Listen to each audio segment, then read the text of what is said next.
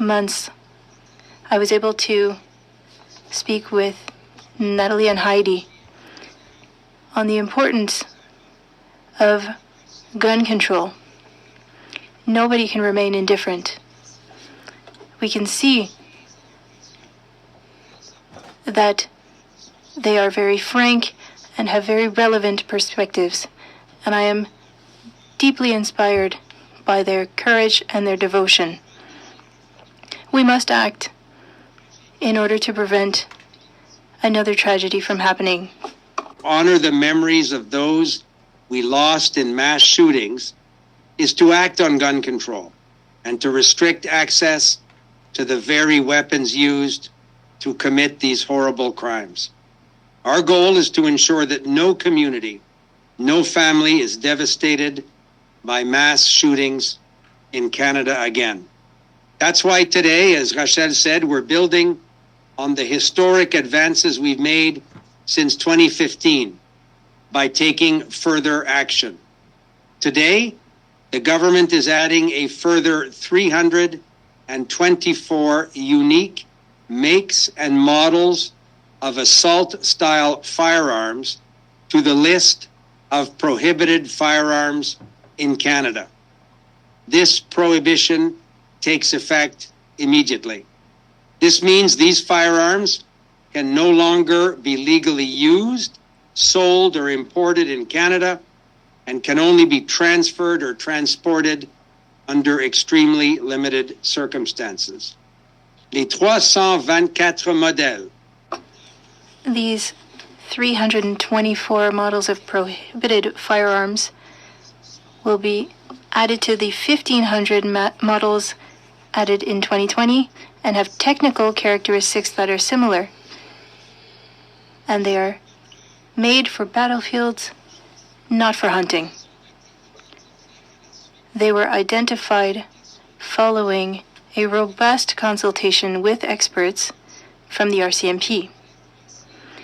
I would like to thank the Commissioner Mike Duhem and the Deputy Commissioner Brian Larkin, who is in Ottawa today, and I would like to thank their teams for the advice and support. Just an amnesty that is currently in force and expires on October 30th, 2025, to protect individuals who legally purchased these firearms prior to the ban.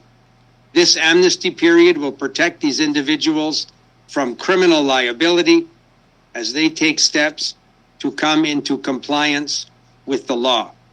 During the amnesty period, there is an exception to allow Indigenous peoples exercising a right under Section 35 of the Constitution, as well as those who use firearms for sustenance hunting, to continue to use their now prohibited firearms to hunt, if previously non-restricted, until a suitable replacement can be found.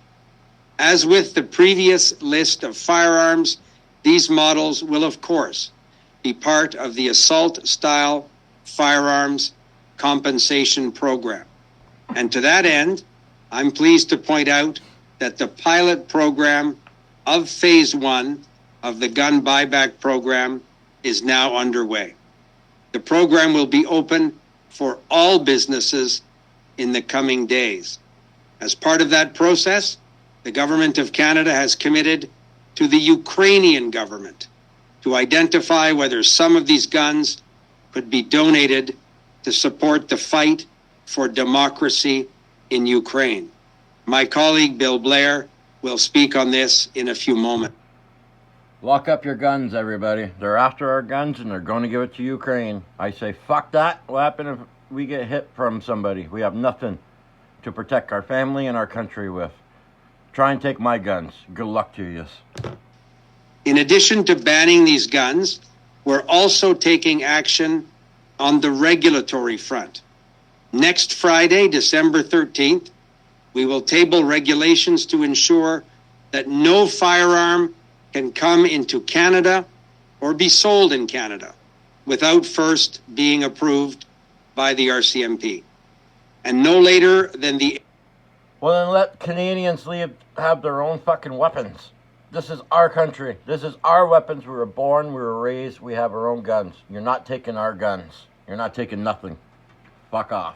End of January, we will table additional measures in Parliament to address the rates of gun violence in situations of gender-based and intimate partner violence.